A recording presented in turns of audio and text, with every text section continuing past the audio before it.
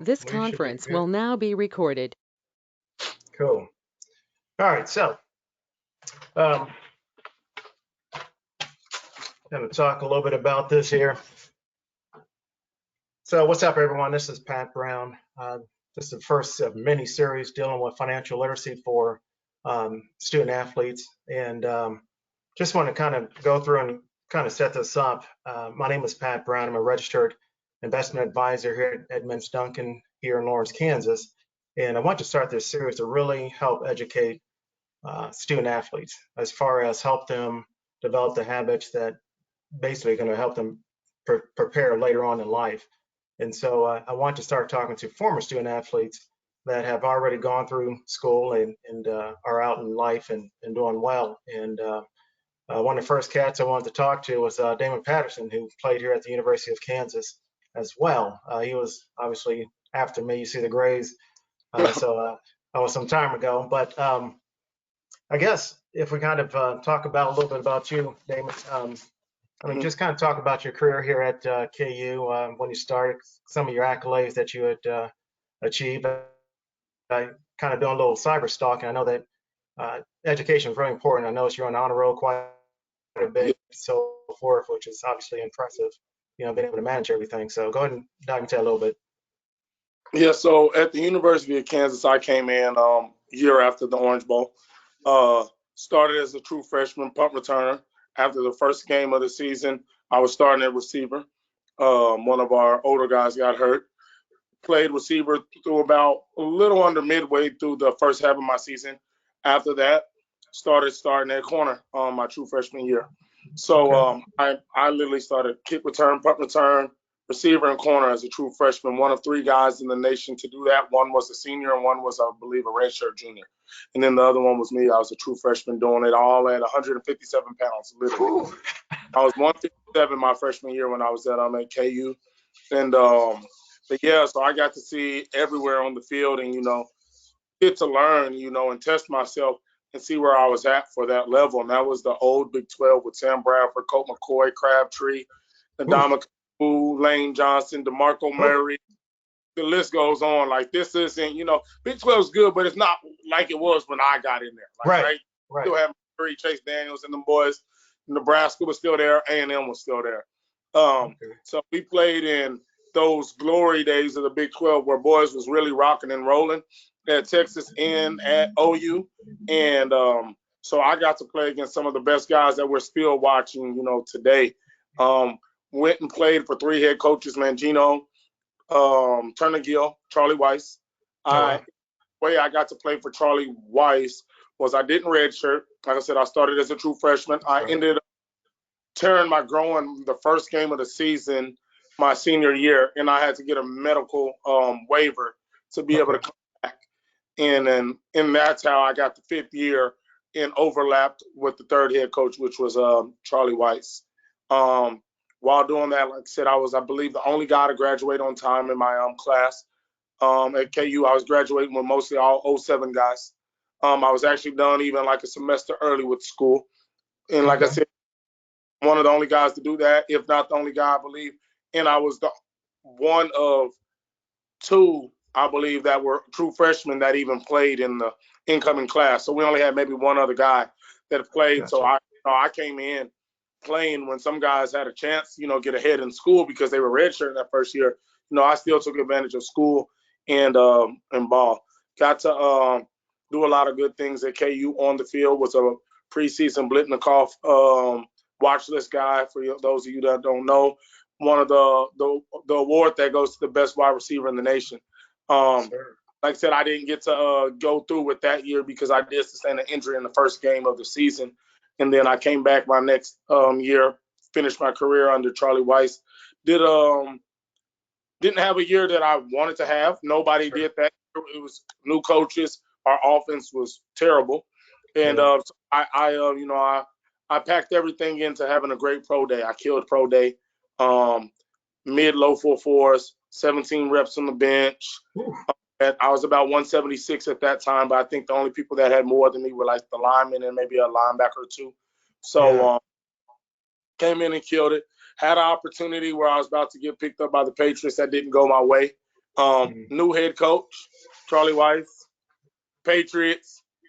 He brought a quarterback in. Y'all's offense was terrible. Which way you gonna go? Who was back? Of course, it was Right. that he had no allegiance to. But that's how Yeah. I did maybe 2 more months of training after that. But I was like, I got too much going on for myself that already, because I have a support system and a good head on my shoulders, to be sitting here letting other people tell me how valuable I am just off of them watching film and things don't even add up.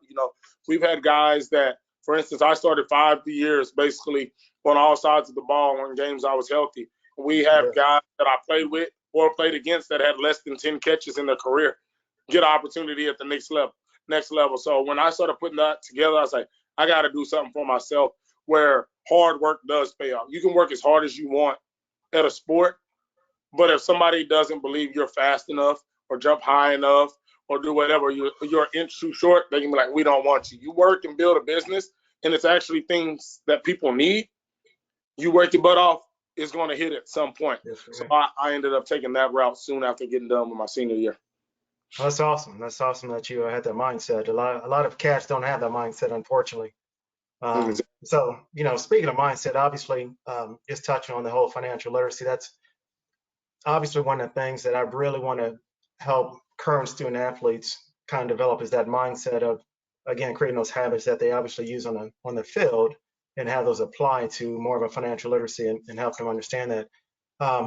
One of the things I want to do is just kind of read the definition of financial literacy. And the reason why I think a lot of current athletes have this connotation that financial literacy means that maybe they're dumb or stupid. And it's not the case. It's basically the possession of a set of skills and knowledge that allows an individual to make informed decisions with all their financial resources. Yeah. The reason I even bring that up again is just I want people to really realize that it's no different than sports. You're just developing those skills. You're developing those habits that you already have in place.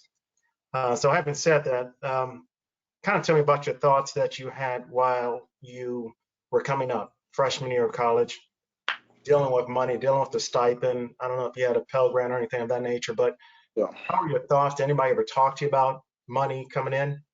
Not a lot of people talk to me about money, but I've been dealing with money since I was probably in 2nd grade. Like I would ask my dad, this is back before the internet, when the newspaper got here, and I would be like, hey, how do I buy a stock? He's like, what do you mean? How do you buy stocks? Like, Wow. He was like 2nd grade. So I've always been into money. I've always been super cheap. Like I never wanted to spend my money. I just save it up. On one of my other podcasts, like I was telling my good friends, I bought every pair of my shoes, $200, $100, whatever that cost since 2nd grade. I've been buying stuff like that since 2nd grade, like for real, because I've always saved my money.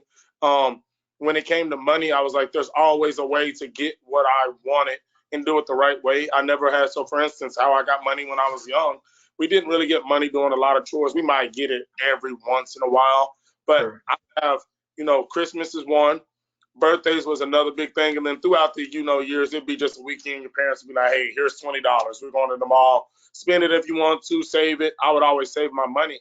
But growing up, the way that I got a lot of it was my birthdays. I would never have a birthday at like an establishment. I would never go to Chuck E. Cheese. I would never go to Dave & Buster's because I knew you could only invite 6, 7, 8, 9 friends because Sure. it could come. So therefore, I would have a small birthday. What I would do, I played football, basketball, baseball, soccer. Obviously, I was in school. All my friends, I would be like, hey, can I just have a birthday at the park or at the house? And I would try and invite as many people as I can. Like if everybody only gave me $10, I'm still going to come out with 500 plus, you know what I mean? I'm like, plus my mom. And then, when you're young, you're going to get like $100 for your birthday. Now, they tell you happy birthday at 31, but back then, your aunts are sending you $50. Yep. And he Yep. holding.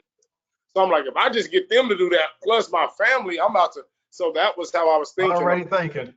I was thinking, when we first learned cursive, I wrote left-handed. So the girl that sat next to me thought it was cool because my cursive looked different than her cursive in Right. second whenever we learned. So every day I would charge her $1/4 to show her how to write. Like then the next grade, I was selling Pokemon cards, Dragon Ball Z cards, pictures. High school, burnt CDs, burnt DVDs. Yeah. I was doing something. So going into college, I didn't have nobody to get all the way back around, nobody talking to me about money, but I'd Sure. already started figuring money out at a young age. Now, the biggest thing I didn't realize is what I do today is the investment part of money. Hmm. It's just like saving money, right? When you save money, you just have money you save. Yeah. If you invest money, you get money that comes to you like a magnet. Your money is attracting other money, assuming that you got into a good investment that's Sure. growing. But yeah, like today I actually posted a picture of like my crypto stock that I I was saw in. that. Just in today, $6,000 up, while for instance I was at the barbershop. I'm talking to you. Right. Month I believe it's up $17,000. And that's what I didn't know. I wish I would have put money at 18, 19 into not even say a stock, but even like I started my retirement account at 24. So obviously I know I'm not Wow. getting to anytime soon, but I wish I would have started it when I got to college, like when I was 18 or 19. And that money would probably be, since over that 6 years, it'll probably be 2 times, maybe even 3 times as big as it is now, just Yeah. because of the compound interest and all of that. That's the biggest thing I wish I would have known more. Is like, hey, find something to put your money in, or create something to invest your money in that'll bring you more money, instead of just saying, nope, I'm not spending my money, because it's not Right. great. Okay. Yeah, that makes a lot of sense. Like I said, your mindset is definitely different than a lot of guys who I came up with. Even myself, when I was coming up, I didn't have that same mindset. I understood money. I didn't understand the investment side of it. Um, so that's good that you already had that kind of coming to school. Um, Talk to me a little bit about your understanding of credit. Did anybody talk to you about that at all, or is that something trial and error that you kind of went through going through college? And you said credit. Yeah, just credit, Um, budgeting, or just I, understanding credit. I didn't deal with credit at all. Like I didn't deal with credit at all. The best thing for me is, like I said, I was very smart with my money, and I'm Mhm. not a big spender. Even with, Mm. I got multiple businesses now. I'm not a big spender, so it definitely wasn't in college when I'm only getting $860 a month in rent. Is 500 of it Right. gas. You know what I mean? So I knew credit. The biggest thing for me that I heard about credit, especially in college, was don't get a credit card, because Yep. you're gonna be irresponsible with it. You're gonna feel like you're balling because you're getting stuff that you're having to pay off at a later date. So that was my biggest thing in college, that I was told from many people, not really why not to get a credit card, other Sure. than you're gonna go in debt and have bad credit when you get out. But it wasn't like, don't get it because of your house later on, or when you try and get a business, you're like, you're gonna have bad credit. But it wasn't them explaining how it affects your house, how Right. it will mess up investments that you want to get into later. Because when you say, hey, I want to get this at this, and they'll be like, well, you can't get that. That guy can get it. He has an 800 credit score. Right. I'll let you get it, but that interest is going to be super high for you. So it was Yep. more of a just don't mess up your credit, but nothing going deep into detail. So I never really went down that road in college. I do more now. Yeah. I still try and not go too crazy with it, because of I don't like interest building on things that I can get paid off already. Like I just Absolutely. bought a truck, a commercial vehicle. Interest is crazy when you finance that, and just credit on. And it's like, if I get my truck, it's 32,000. I think if you did a 4-year financing, it would have been 47,000 by the time you got done. So no Yep. different. My credit cards, I'm like, dang, I can either just pay this off today and drop 1,000, 2,000, 500, whatever it is, or nitpick it, and over the 5 years, that $1,000 turned into 5,000 on me because I Right. did. So that's why I try and do stuff I need, or Hmm. if I do use credit, which I got really good at, is because it's great to build it. Because I make sure whatever I use, I pay off at the end of the month. There you I try go. to let it month over month over month. I don't care if it's $2,000 or $10,000. What I use, I'm paying it off, and if I'm putting it on credit, I'm thinking as to myself, this is just for strictly building. I'm not Hmm. getting anything on credit that I couldn't already afford. I'm just Yep. trying to build it. So I'm gonna put it on this card and just basically pay it off at the end of the month. Excellent, excellent. Okay, good deal, good deal.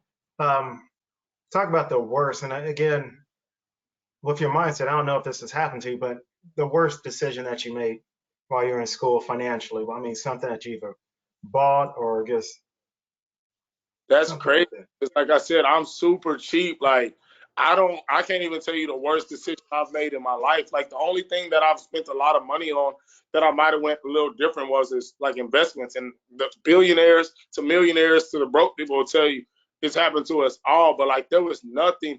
Like I never bought no crazy car, no rims, no jewelry. Right. I don't make big purchases. Like I said, and then I knew Awesome. like $860 isn't a lot.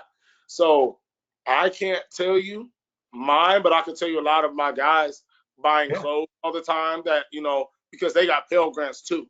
So they would get the Mm, $5,000, at the beginning of the semester or split or yeah. because I never got that. But clothes, um, shoes all the time. I would say the thing I spent the most money on, but because how I think I was able to get a lot of that back. I spent when I went to KU, but this was in high school. I went to school with about 40 pairs of Jordans and probably 10 or 15 pairs of Air Force Ones. I got all of that off of, like I said, just doing the little businesses and playing Madden. I used to play Madden all day after I Right. got to school and everything. So I bought all those shoes off of basically playing Madden. I didn't have my first job until I turned 24. So I would say I only bought, I believe, two pairs of shoes maybe when I was at Kansas because Wow. I just knew I didn't have the same amount of time to just sit there and play the video game to make money. I was in school and I was with football. But guys buying cars, rims, Mm. going out to eat all the time, clothes all the time, fake watches and all that. But I did see a lot of the guys that got the Pell Grants would spend their money on. But like me, I'm super, low key with everything that I'm buying because I'm always looking to buy something that's going to bring me money back. And at that Right. time, like, wasn't nothing I was really thinking of or had time to really deal with at that point that would bring me money back. Okay. Okay. And so, next question, I think you kind of touched on it before, but what did you wish that you had done differently with, the little bit of money that you got back in the day? I know you mentioned, maybe starting a retirement account earlier, but is there anything else that you would have wished you had done earlier? Probably starting a retirement account earlier, probably looking into different stocks and stuff earlier and just understanding the landscape. And I will give myself a pass along with everybody else on this because the internet and the information wasn't out there like it was now.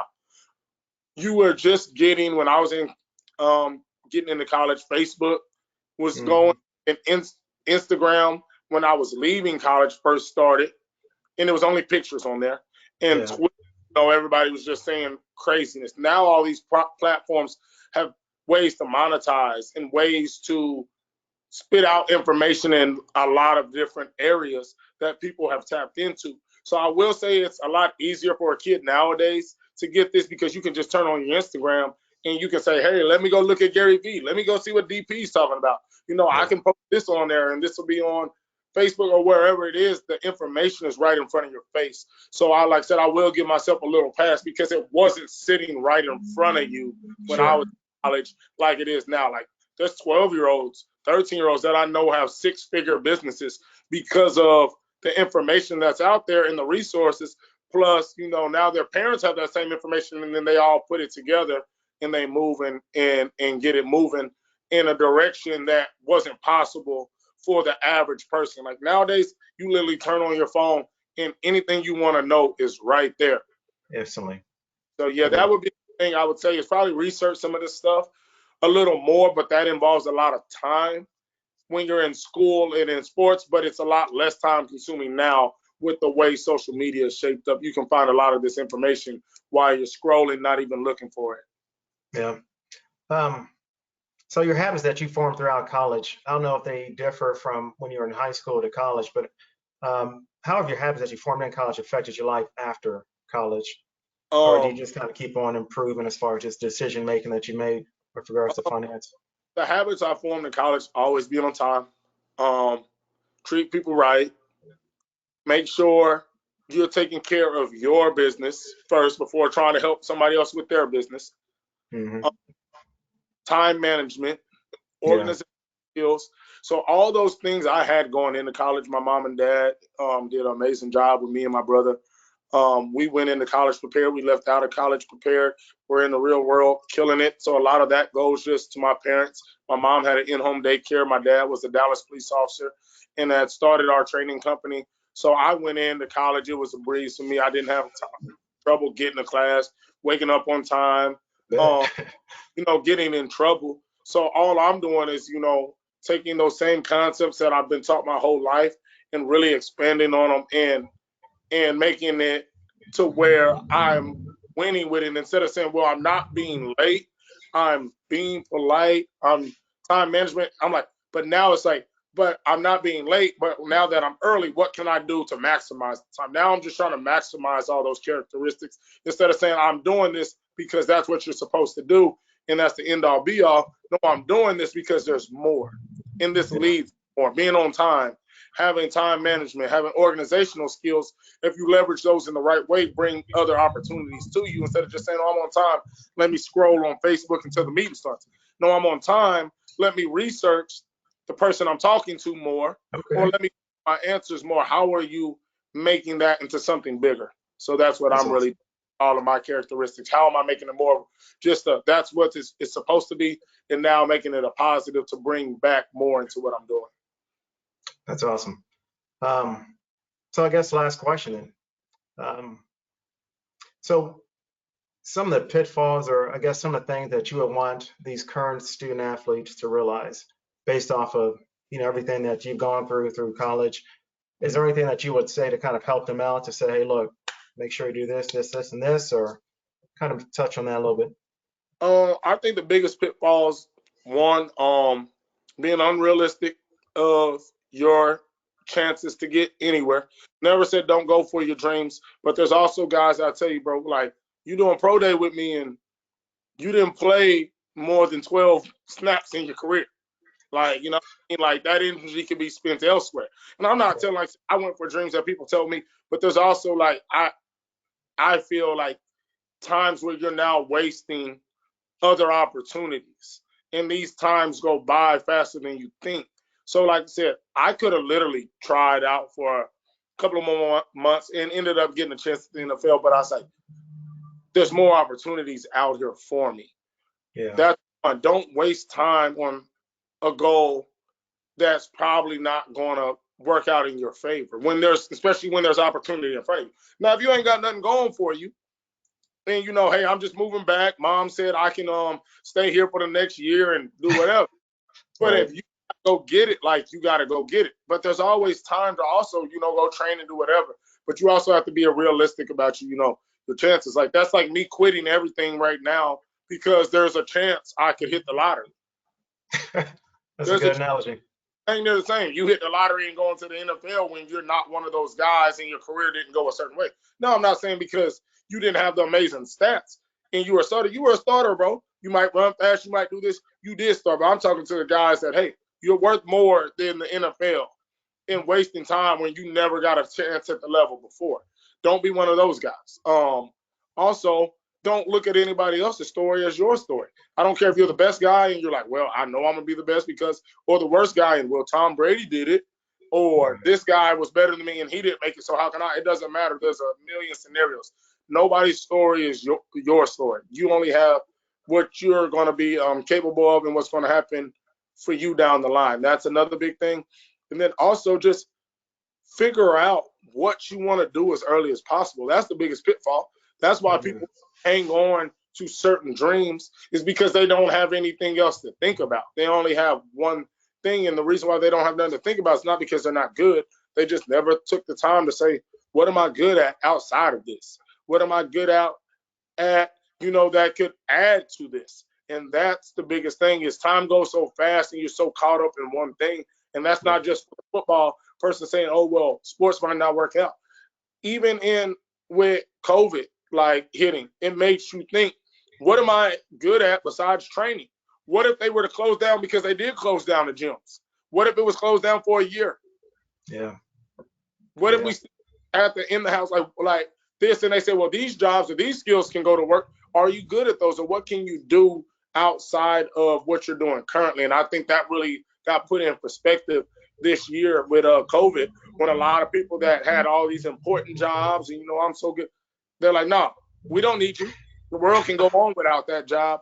And that was forced a lot of people to say, man, am I just really good at one thing, or am I good at multiple things, and am I a well-rounded person? And that's what I tell people.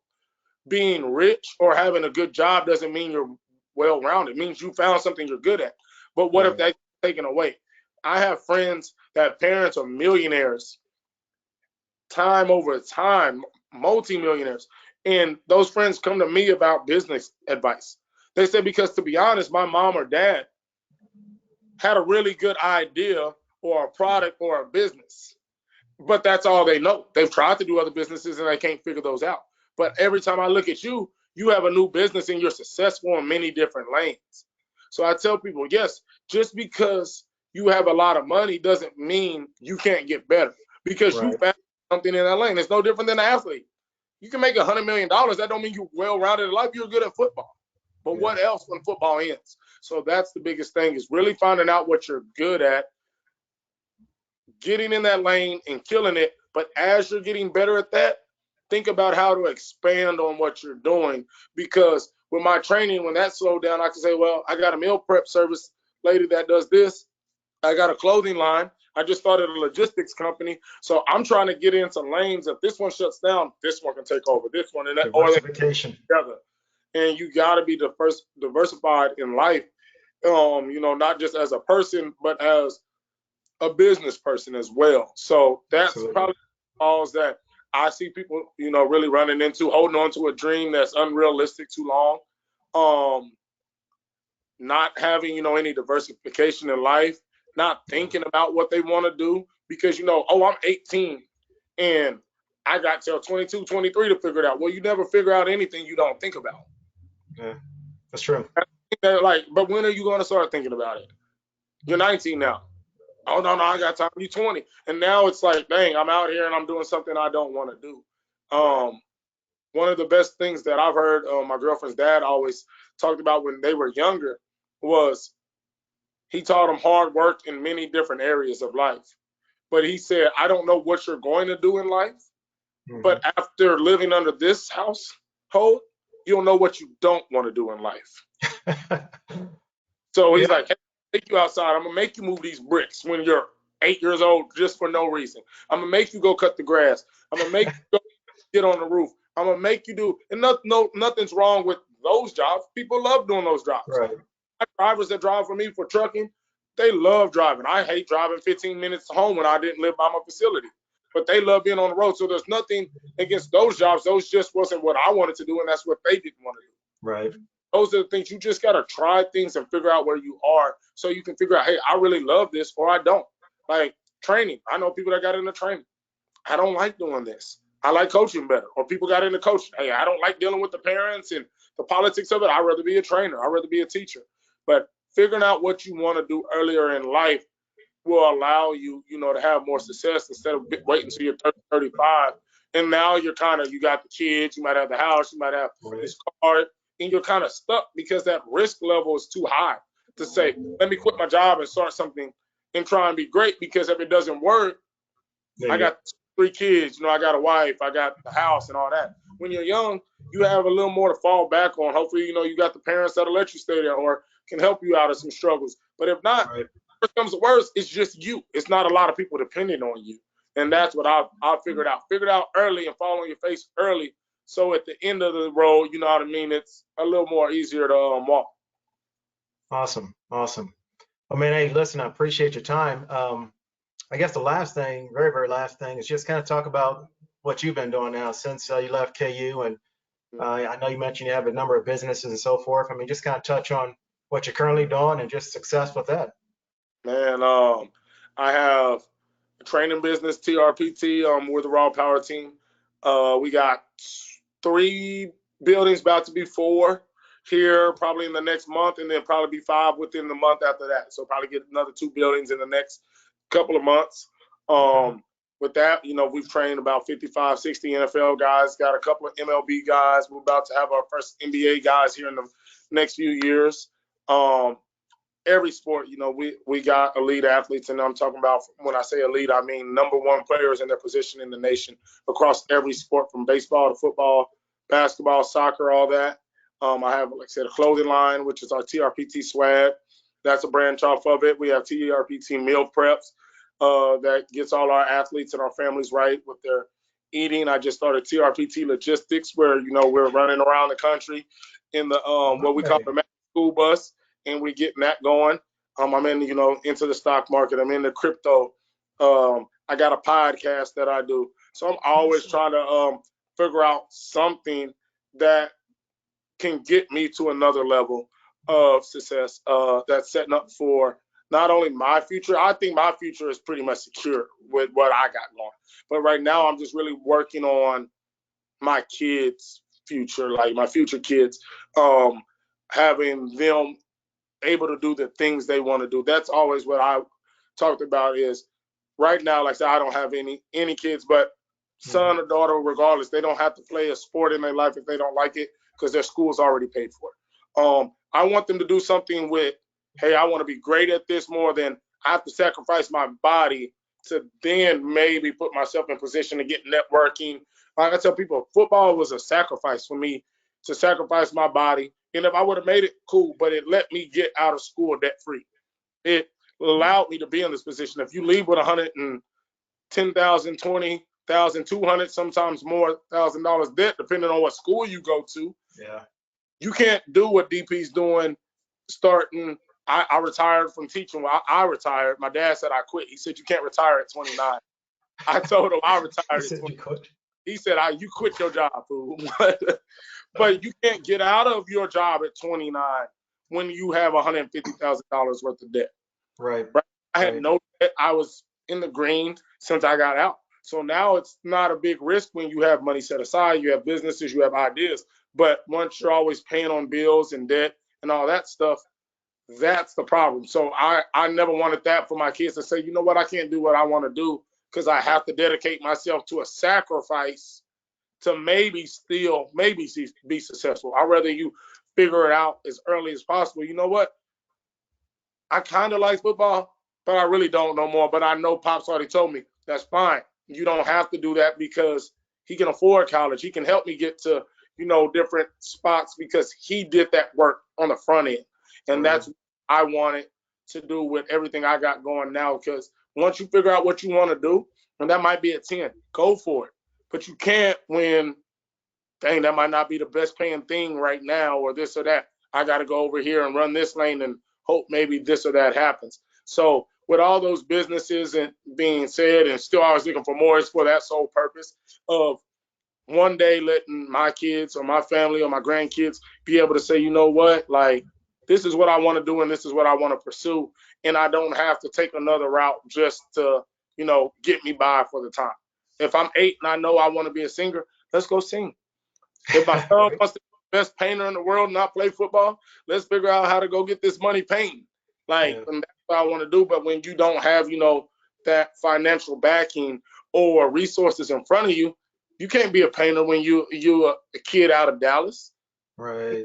Not knowingly thinking that's a viable way out of where you're living. You got to go play football. You got to go play basketball. And I might not even like that, but I'm good at it. But I'm better at this. But that's not going to get me where I want to be. So that's what we can get you where you want to be if you have the resources. But if you until somebody brings the resources to the table, everybody got to do those things that we know are our best chance of getting out. And that's football, basketball, rapping, or whatever else it may be. But once somebody finally brings all those resources, you can go be a painter. You can go be a musician. You can go start your own business. And that's what I wanted to do for not only myself, my kids, and the rest of my family, be the person that brings those resources in for everybody to be able to do what they want to do. That's awesome, man. That's awesome, man. This is inspiring, man. I definitely appreciate it. No problem. Hey, well, good deal. When are you gonna be back in Lawrence, man?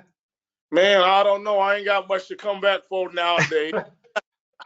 I know that's right. Too good, but I hope we get back on track. I used to be back every year, multiple times out the year. to Lawrence, just because I still have family in Topeka and Olathe. Okay. So hopefully I'll be back here soon. But with this Rona, well, I'll be stuck in the house for a little longer. I know that's But right. I want to get back up there soon. Check everybody out, see what they got going. Obviously, got to see my family. I'm usually there over Thanksgiving break every year because we Mhm. usually do Thanksgiving in Kansas. But this year we'll be here. But hopefully I'll be up there soon so we can chop it up and link up. Absolutely. Cool, man. That'll work, man. Well, let me get off this recording here. Cool. Whoops. This conference will now be recorded.